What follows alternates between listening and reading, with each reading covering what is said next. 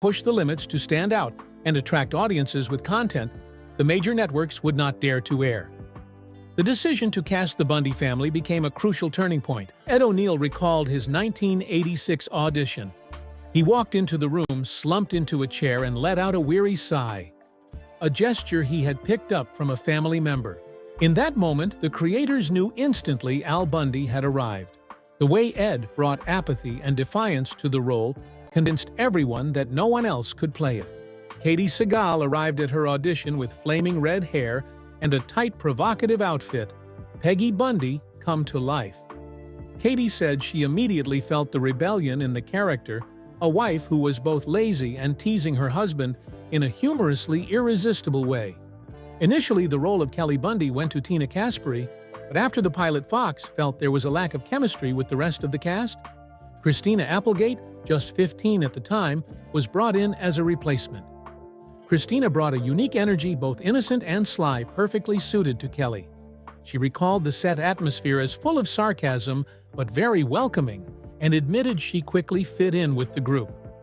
The role of Bud Bundy originally went to Hunter Carson, but again the chemistry was not right. David Faustino, only 12, auditioned and was immediately impressed. David remembered that reading the script for the first time was both exciting and nerve-wracking due to the heavy presence of adult themes, something rare for a sitcom. Beyond the Bundy family, the neighbor Marcy Rhodes, played by Amanda Bierce, became an essential piece of the puzzle. Amanda brought a serious, equally satirical counterbalance. She recalled that in the early days the group was cynical but quickly developed a strong bond and lasting camaraderie. Katey Sagal once said Ed O'Neill was funny from the very first minute, while Christina Applegate felt the group quickly became a little family, both on and off screen.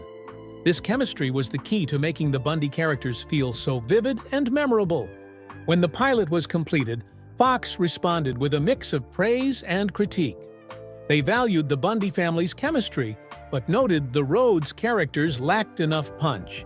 The network described the show as sharp but shocking, a clear sign that Married with Children would follow no conventional path.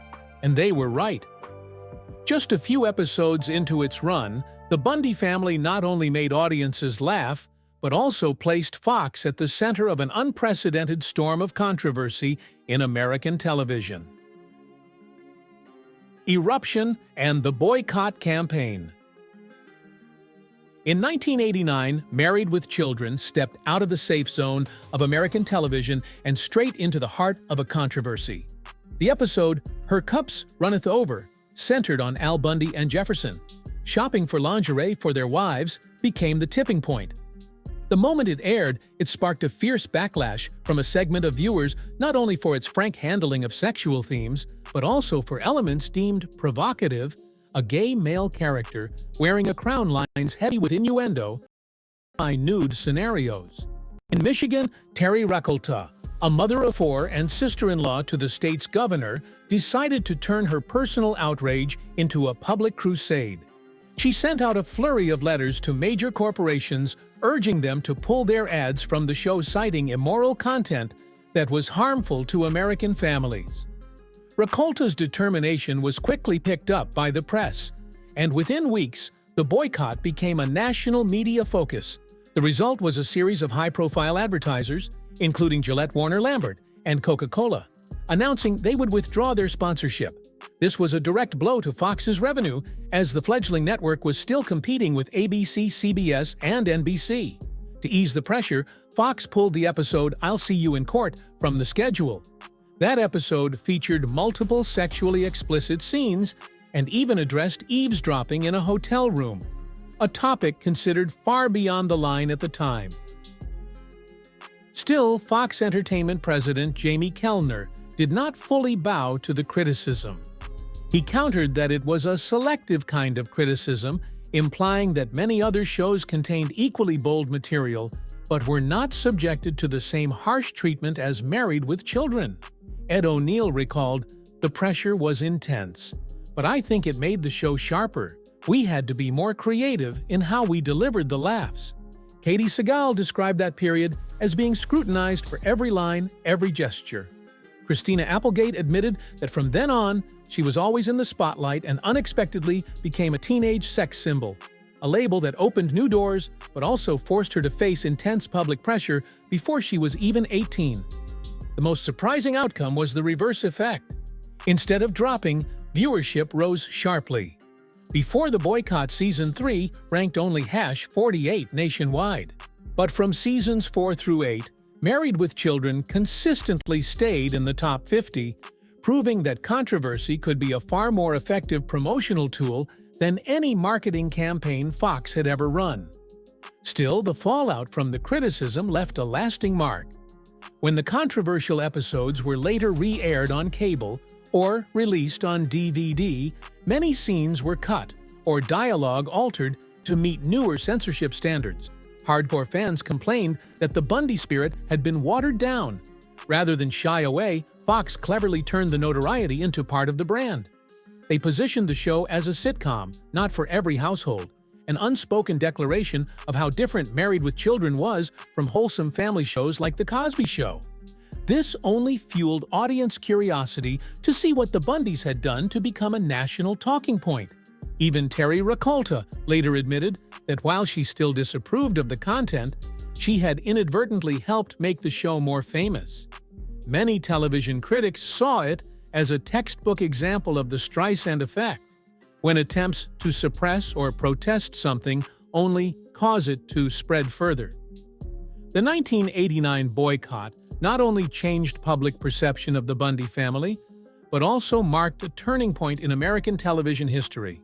For the first time, a crude, edgy sitcom, unafraid to touch sensitive topics, could not only survive, but thrive in the middle of a media firestorm. But while the outside world buzzed with controversy behind the scenes, tensions were beginning to build. The pressure of the shooting schedule, the demands of fame and personal differences soon triggered internal shakeups, setting the stage for the next chapter. One every bit as dramatic off-screen as it was on. Tragedy behind the camera. Behind the biting humor of Married with Children lay a series of personal clashes and private tragedies that are still remembered as scars that never fully faded. One of the most notable conflicts was between Ed O'Neill and Amanda Beers.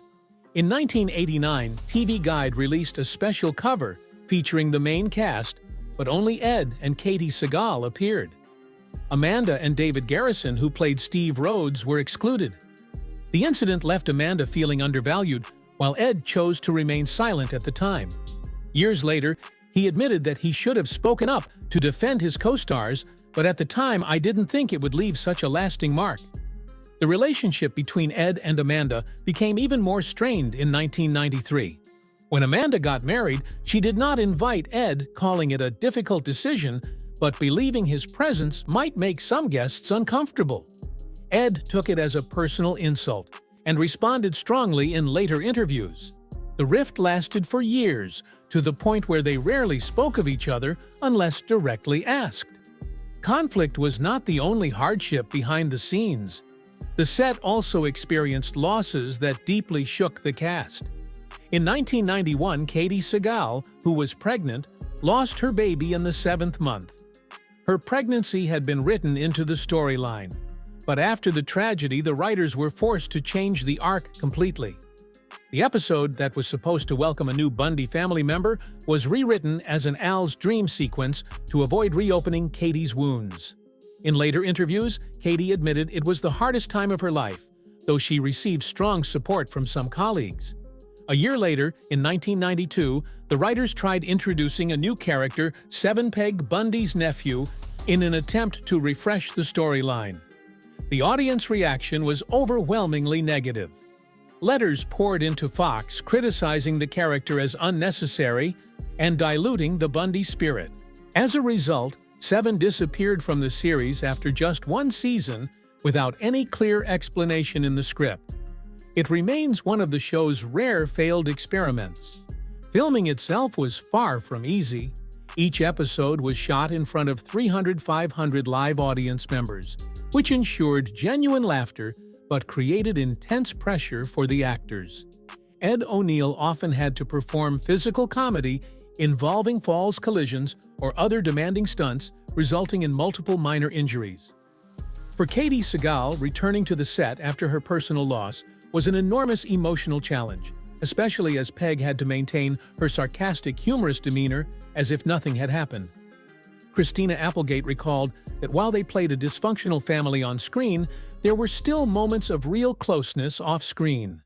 Even so, the demanding filming schedule and constant public scrutiny sometimes strained relationships. Minor disagreements could quickly be amplified by the press painting the picture of a drama-filled production. The turbulence was not limited to behind the scenes. On screen, several episodes provoked deeply divided reactions,